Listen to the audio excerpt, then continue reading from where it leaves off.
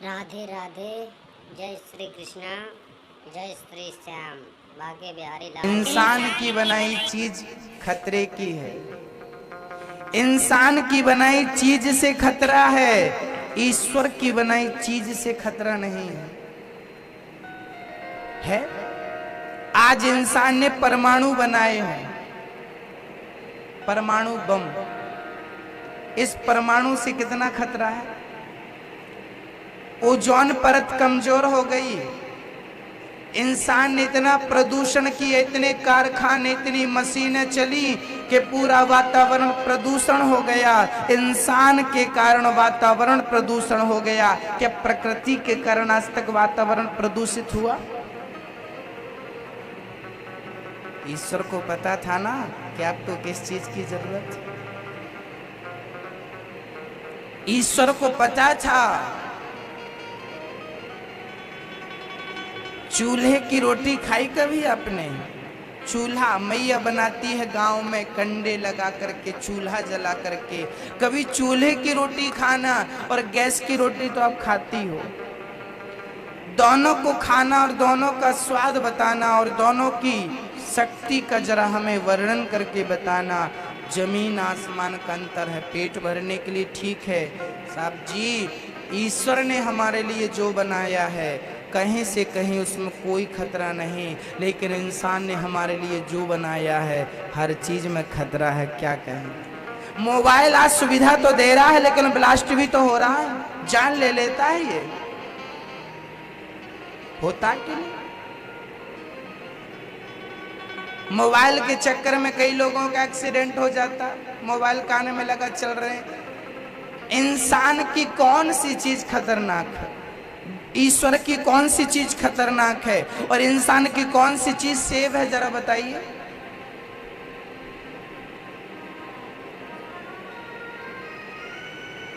ईश्वर से बड़ा इंजीनियर, ईश्वर से बड़ा वैज्ञानिक कोई हो सकता है? इसलिए यदि मैं हूं तो मुझे बनाने वाला मेरा भगवान है। ऐसे भगवान को हम सदा नमस्कार करें, ऐसे भगवान का सदा स्मरण करें जिसने हमें संसार में भेजा है एक इंसान बना करके, मौका देकर। लोग भगवान पर उंगलियां उठाते हैं, वो लोग उंगलियां उठाते हैं। अरे आज तो बेटा अपने बाप पर उंगलियां उठा देता है, तो आप भगवान पर उंगलियां उठा देते हो, तो आश्चर्य क्या है? अज्ञानियों के लिए क्या है?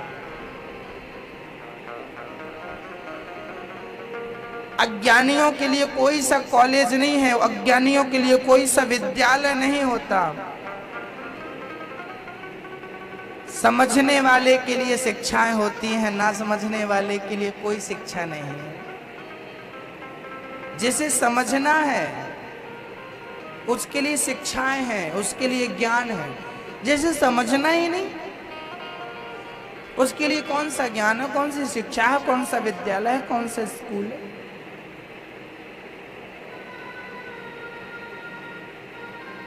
गोपियां काम छोड़ छोड़ करके आई हैं भगवान के समीप। भगवान ने सारी गोपियों का स्वागत किया। स्वागतम वो महाभागः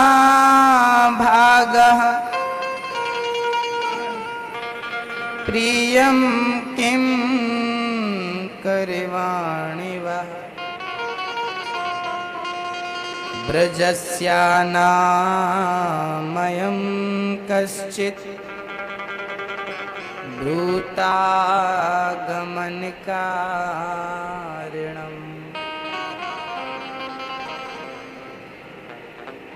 स्वागत किया भगवान ने गोपियां। अच्छा, गोपियां बहुत प्रेम करती हैं भगवान से। काश हम भी भगवान से प्रेम करते होते, काश मीरा की तरह हम भी प्रेम करते। सच कहें ना तो हम लोगों से प्रेम करना आता ही नहीं। हम लोग स्वार्थी हैं। हम लोगों के प्रेम में भी स्वार्थ होता है, लेकिन मीरा के प्रेम में स्वार्थ नहीं था। मधुरिमा कंठ में ना होती तो कंठ विष बन गया होता। वेदना हृदय में ना होती तो हृदय पाषाण बन गया होता। वासना यदि प्रेम को ना छलती तो प्रेम वरदान बन गया होता। और याचना भक्त में ना होती तो भक्त भगवान बन गया होता। इस याचना ने ही हमें परेशान कर रखा है। हम भगवान के दर्शन करने बाद में जाते हैं, मांगने पहले चले जाते हैं। अरे मांगने के उद्देश्य से भगवान के घर जाते हैं। कभी भगवान के मंदिर जाओ तो भगवान के मंदिर जाओ तो पर कामना लेकर मत जाओ, निष्काम भाव से जाओ, निष्कपट भाव से जाओ। और निष्कपट भाव से, निष्काम भाव से ईश्वर से प्रार्थना करो कि हे प्रभु, आज जो कुछ मेरे पास है तेरी कृपा से मुझे मिला है और मुझे कुछ भी नहीं चाहिए। मैं आपसे कुछ लेने नहीं आया, बल्कि आज तो मैं आपका हालचाल पूछने आया हूँ कि आप कैसे हो, कुशल मंगल तो है। कभी भगवान की भी कुशल मंगल पूछ लिया करो, क्योंकि वो भी भीड़ में घिरे रहते हैं। कभी कभी तो भक्तों की ऐसी भीड़ लगती है कि भगवान को खाने का टाइम नहीं मिलता होगा, तो हम लोग हमेशा भगवान से मांगने ही ना जाएं।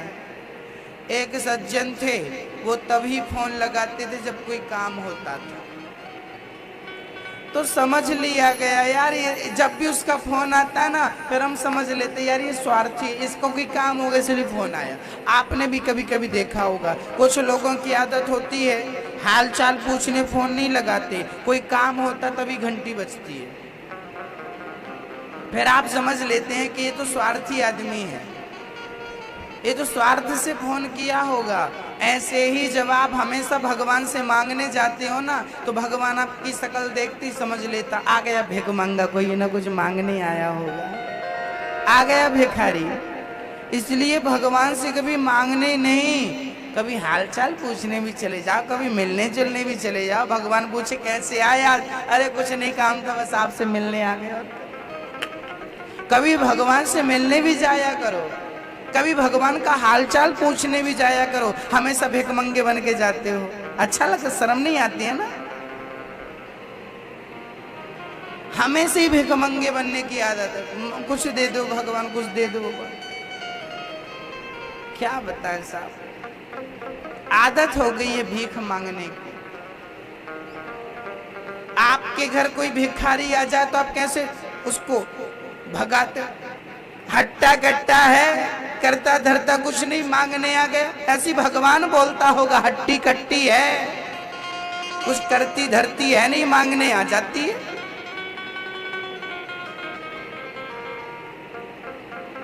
सच बोलती नहीं है, दया है नहीं, भीख मांगने चली है ना मैया? दया नहीं करती किसी पर, अपने बच्चे को अपना मानती है, दूसरों के बच्चे को तो दुश्मन समझती है। खुद का बच्चा मेरा अपना है और जेठानी का बच्चा दुश्मन है, देवरानी का बच्चा दुश्मन है, पड़ोसन का बच्चा दुश्मन है। अरे दुश्मन कोई नहीं है, जैसे मेरा बच्चा है ऐसे उसका भी बच्चा। जितना प्यार अपने बच्चे से करती हो, देश के हर बच्चे से उतना ही प्यार जिस दिन हो जाएगा ना, तो भगवान आपका दर्शन करने चला आएगा। ऐसे महान भक्तों का दर्शन वो करता है। व्यक्ति अपनी विचारधारा से, अपने अच्छे कर्म से महान बन जाता है। भगवान से मांगना अच्छा नहीं है, मांगे से मरना भला मत मांगो कोई भीख, और बिन मांगे मोती मिले यह सदगुरु की सीख। मत मांगो। गोपियां भगवान से मांगती थोड़ी थी, गोपियां भगवान से मात्र एक ही चीज मांगती थी, क्या? भगवान। मीरा ने तो सोना चांदी छोड़ दिया।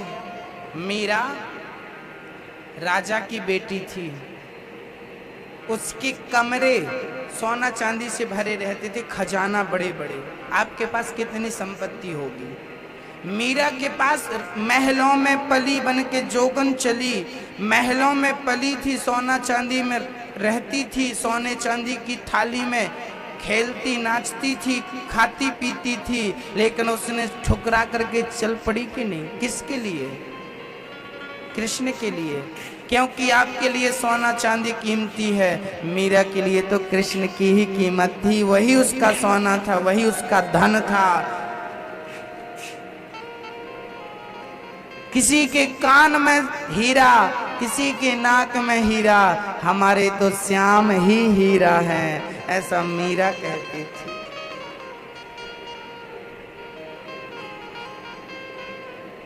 ये है अमीरी, ये है भक्त, ये है भक्ति। भक्ति हो तो ऐसी हो। सोना चांदी के लिए कितना भी रो लो कल्याण नहीं होगा, लेकिन जिस दिन इतने आंसू कृष्ण के लिए बहा दोगी ना, महान बन जाओगी मैया। भैया जी आप भी सुन रहे हो ना, मेरे भाई आप भी सुनना, केवल मैया जी लोगों के लिए नहीं है।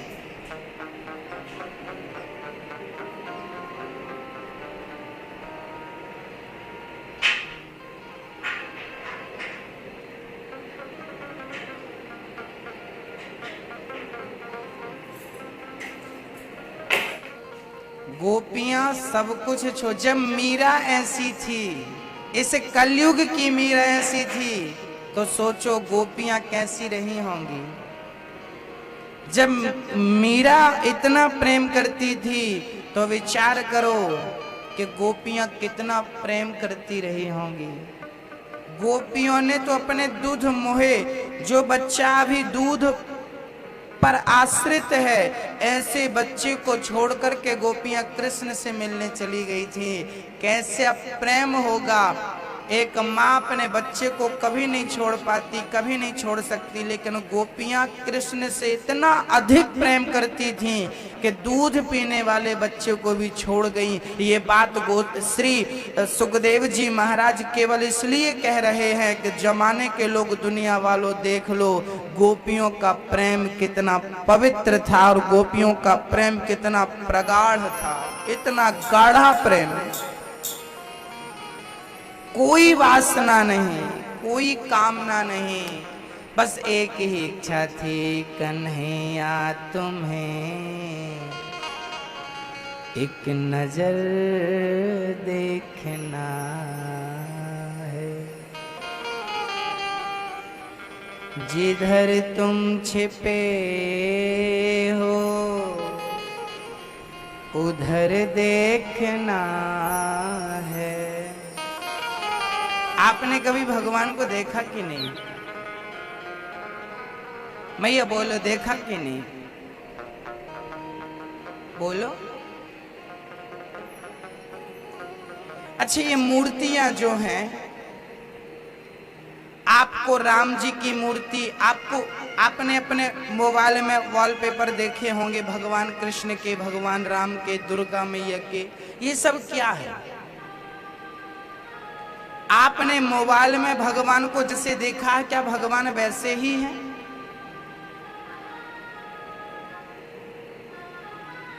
ये किसी की कल्पना है। ये क्या है? किसी की, जो पेंटर होता है ना, जो पेंटर होता है, जो पेंटिंग करता है, जो किसी की भी तस्वीर बनाता है, जो किसी की भी आकृति बना लेता है, उस व्यक्ति ने एक बार भागवत पढ़ी, ग्रंथ पढ़े। कभी कभी आपने देखा होगा, किसी चोर को पकड़ना हो तो पुलिस सहारा किसका लेती है? किसी मूर्तिकार का, जो चित्रकारी करता हो। भाई जरा आना, हाँ हुलिया बताओ, कैसा हुलिया था चोर का? वो बताता जाता है, साहब जी बनाते जाते हैं। हाँ, वो बताता गया, साहब जी बनाते गए, मूर्तिकार बनाता गया, चित्रकार बनाता गया।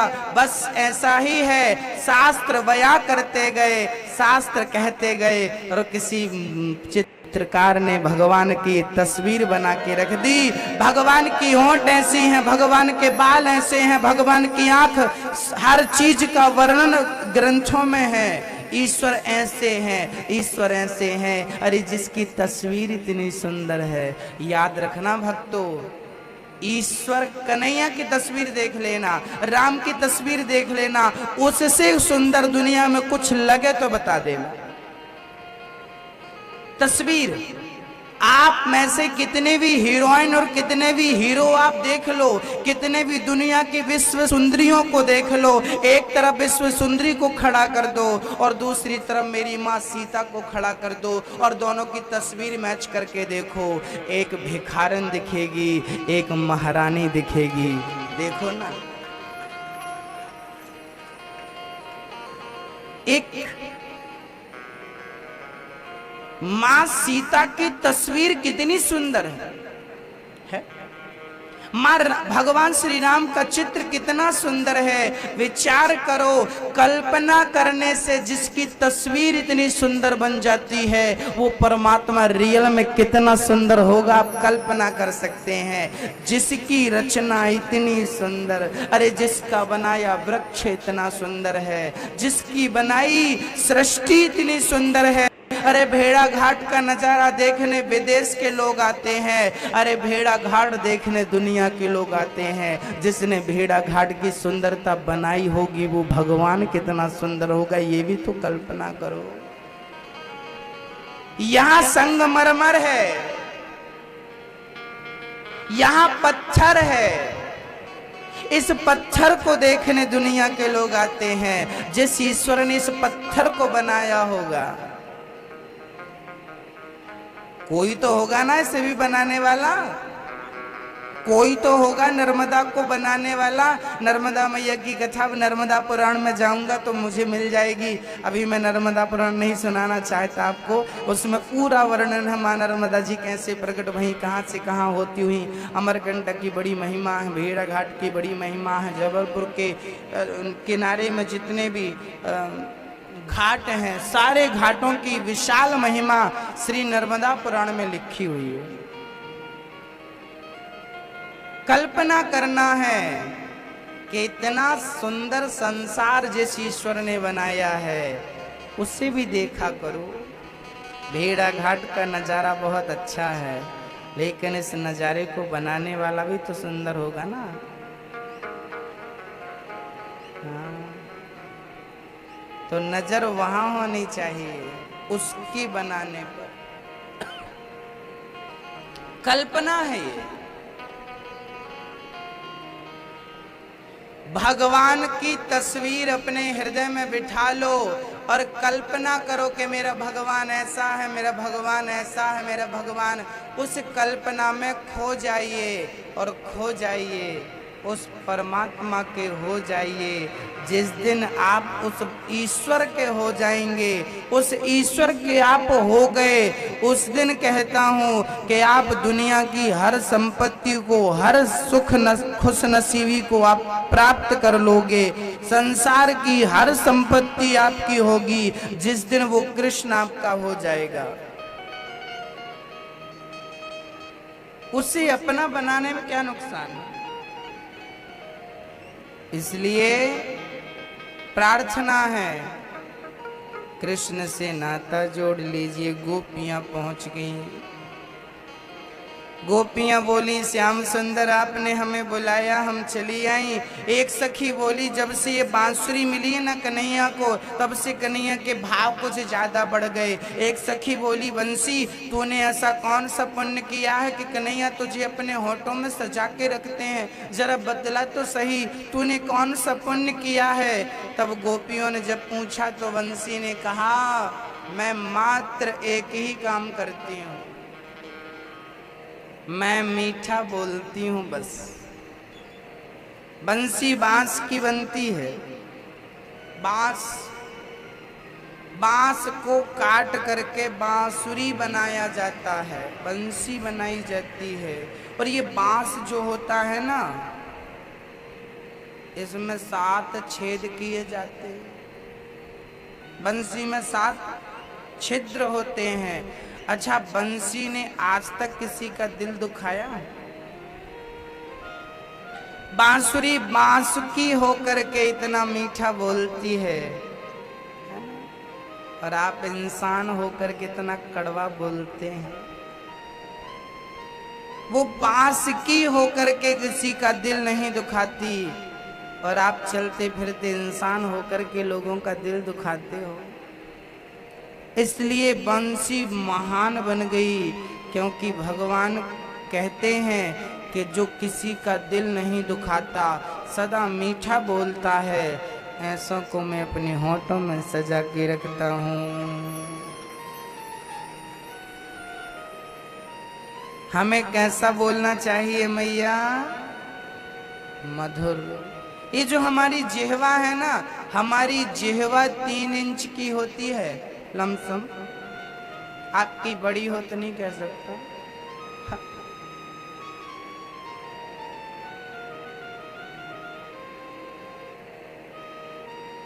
मेरी थोड़ी बड़ी है, क्योंकि मेरी जिह्वा नाक को टच कर लेती है। आपकी करती है? हम करके नहीं बताने लगेंगे आपको। आप ये मत सोचिए कि हम आपको करके बता देंगे, लेकिन हमारी जिह्वा, हम नाक को एक दिन छुए तो नाक छू गई, तब पता चला कि यार हमारी तो बड़ी है। तभी मेरे को लगा कि मैं इतना ज्यादा बोल पाता हूँ। आप अपनी जिह्वा अपने नाक से लगा कर देखिए, यदि इसको स्पर्श करें तो समझ लीजिए कि आप श्रेष्ठ पुरुषों में हैं, श्रेष्ठ स्त्रियों में हैं। क्योंकि जो जिह्वा होती है, उस जिह्वा से ही अच्छे और बुरे की पहचान होती है।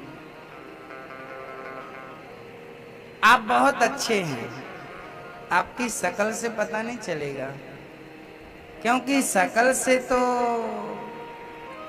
अच्छा दिखना, लेकिन व्यवहार अच्छा ना हो, वाणी अच्छी ना हो। एक व्यक्ति अपनी शकल से महान नहीं बनता, अपनी अच्छी सोच, अच्छी वाणी, अच्छे व्यवहार से महान बनता है। भक्तों, आप अपनी वाणी बढ़ा सकते हैं। आपकी जो जिह्वा है ना, सबकी जिह्वा बढ़ जाती है। जिह्वा को क्या होता है, थोड़ा रोज के उसको खींचना रहता, पकड़ पकड़ के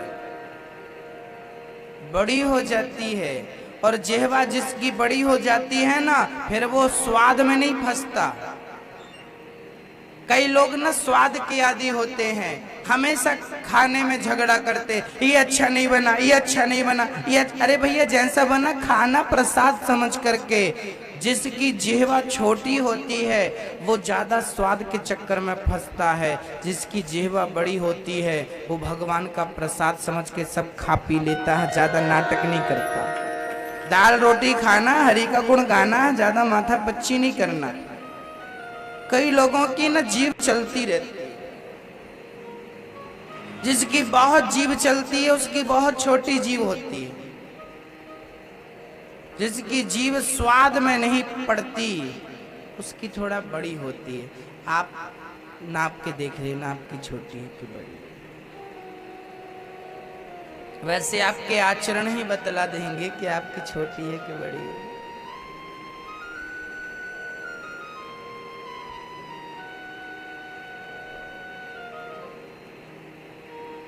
आपको पाव भाजी अच्छी लगती है, पानी पूरी अच्छी लगती है, आपको इडली डोसा अच्छा लगता है, आपको पिज्जा अच्छा लगता है, बर्गर अच्छा लगता है, फलाना अच्छा लगता है, इसका मतलब कि आपकी जिह्वा छोटी ही है।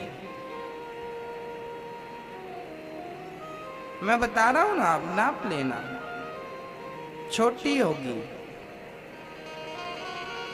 और आप स्वाद के चक्कर में नहीं पड़ते। नमक कम है तो भी खा लेते हैं, ज्यादा है तो भी खा लेते हैं। तब मान सकता हूं कि आपकी जीभ थोड़ी बड़ी होगी, क्योंकि जिसकी जिह्वा बड़ी होती है, संत लोग क्या करते थे पहले जो जंगल में रहते थे, वो अपनी जिह्वा को बड़ी करते थे, खींचते थे थोड़ी। तो जिह्वा के खींचने से क्या होता है, जो स्वाद की नलियां होती हैं ना, जिनसे स्वाद का पता चलता है, वो टूट जाती है। और टूट जाती क्योंकि स्वाद केवल यही होता है, गले के नीचे उतरने के बाद कोई स्वाद नहीं। स्वाद का हिसाब किताब यही है। खीर अच्छी बनी है, पेट में जाने के बाद पता चलता है, यही यहां पर वो स्वाद की कोशिकाएं होती हैं। तो साधु लोग क्या करते हैं, संत लोग अपनी जिह्वा को पकड़ के खींचते हैं, तो वो कोशिकाएं जो होती हैं स्वाद की, वो टूट जाती हैं। और टूट जाने से फिर प्राणी स्वाद के चक्कर में नहीं पड़ता, प्रेम से खाता पीता हरि का गुण गाता। आप ज्यादा मत खींच लेना, नहीं बाहर आ जाए।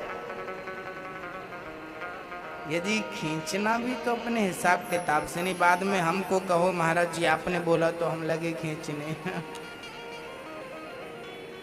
हमारा दोष नहीं है।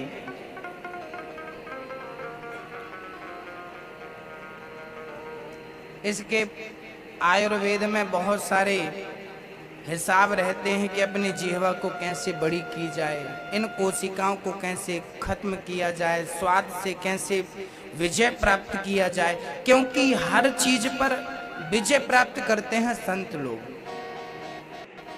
अपने स्वाद पर विजय प्राप्त करते हैं, अपने भोजन पर विजय प्राप्त करते हैं, अपने इंद्रियों पर विजय प्राप्त करते हैं। ये जीतना, जीत जाना, समझ रहे हैं? हाँ, तो आप भी जीतने की क्या करिए, कोशिश करिए। चलिए, गोपियां कह रही हैं वंशी तूने मीठा बोला है, जरा बोल तो कैसे बोल पाती है मीठा। आप भी मीठा बोला करो, क्योंकि हमारी ये जो वाणी है ना, ये वाणी बाग भी लगाती है और आग भी लगाती है। तो आपको बाग लगाना है कि आग लगाना है? मैं ये बोलूं क्या आग? हाँ, बाग, बाग, बाग, बाग लगाना। लेकिन आप बाग लगाने का बोल तो रही हो, लेकिन लगाती आग ज्यादा हो, है ना? लोगों की नासमझी से रिश्ते टूट जाते हैं। यदि पति और पत्नी दोनों समझदार हों, सास और बहू दोनों समझदार हों, और दो में से एक भी समझदार है, तो भी रिश्ते बचाए जा सकते हैं। लेकिन आपने देखा होगा कई घरों में रिश्ते टूट जाते हैं, आपस में ही लोग लड़ते झगड़ते हैं। यदि झगड़ा ज्यादा हो रहा है, इसका अर्थ है कि इस घर में दोनों लोग मूर्ख हैं। पति भी मूर्ख, पत्नी भी मूर्ख, सास भी मूर्ख और बहू भी मूर्ख। यदि एक भी समझदार होता है घर में, तो याद रखना वो घर, उस घर के रिश्ते टूट नहीं पाते, क्योंकि रही मन धागा प्रेम का मत तोड़ो चटकाए, टूटे से फिर ना जुड़े, जुड़े तो गांठ। प्रेम का धागा, प्रेम का धागा होना चाहिए।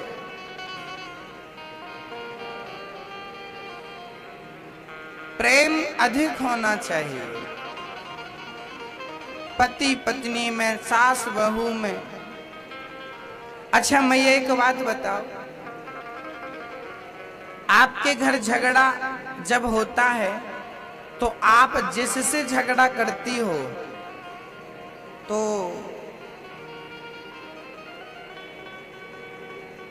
जिससे प्रेम ज्यादा होता है उससे झगड़ा करती हो कि प्रेम जिससे नहीं होता उससे झगड़ा करती हो? बोलो मैया। जहां ज्यादा प्रेम होता है वहां झगड़ा होता है, लेकिन वो हल्का वाला। एक घर में दोनों माथा पीट रहे थे, एक दीवार में एक दीवार में। हमने कभी क्यों लड़ रहे हो? बोले लड़ने से प्रेम बढ़ता है। दूसरे दिन दोनों हॉस्पिटल में भर्ती। तो ऐसा भी माथा मत फोड़ लेना अपनी खोपड़ी प्रेम के चक्कर में। समझदारी से झगड़े खत्म होते हैं और मूर्खता के वश झगड़े होते हैं। एक को शांत हो जाना चाहिए। आपकी ये जो जिह्वा है ना, इसमें ईश्वर ने हड्डी नहीं डाली, जानबूझकर नहीं डाली। शरीर के हर अंग में हड्डियां हैं, लेकिन एक आपकी जिह्वा है जिसमें हड्डियां नहीं है। आपके कान में भी हड्डी है। शरीर का ऐसा कोई अंग नहीं है जहां हड्डियों की मात्रा ना हो, एक जिह्वा को छोड़कर। जिह्वा में हड्डी ईश्वर ने नहीं दी। क्यों? पता था ईश्वर को, क्योंकि इस जिह्वा से मधुर बोलना होगा, मीठा बोलना होगा। और ये बिना हड्डी की जिह्वा पाकर के भी आप यदि किसी के लिए ऐसे शब्द बोलते हो कि उसके गले की हड्डी बन जाता है। ऐसी वाणी मत बोलो कि किसी का दिल दुखे, बल्कि ऐसी वाणी बोल देना चाहिए कि कोई रोता हुआ आए और आपके शब्द सुन करके सारा दुख भूल जाए। ऐसी वाणी जिस दिन आपकी हो जाएगी, उस दिन ईश्वर आपकी प्रार्थना से प्रसन्न हो जाएगा, है ना? अच्छी वाणी। हम तो कहते हैं बोलो ही मत। आप लोग इतना व्रत करती हो मैया, सोमवार का, रविवार का, मंगलवार का, बुधवार का, गुरुवार का, शुक्रवार का, शनिवार। भागवत कथाएं सुनने के लिए हमारे चैनल को सब्सक्राइब करें, लाइक करें, बेल आइकन दबाना ना भूलें। राधे राधे। जय श्री कृष्णा, जय श्री श्याम। बाके बिहारी लाल की जय। सभी भक्तों को शेयर जरूर करें। राधे राधे।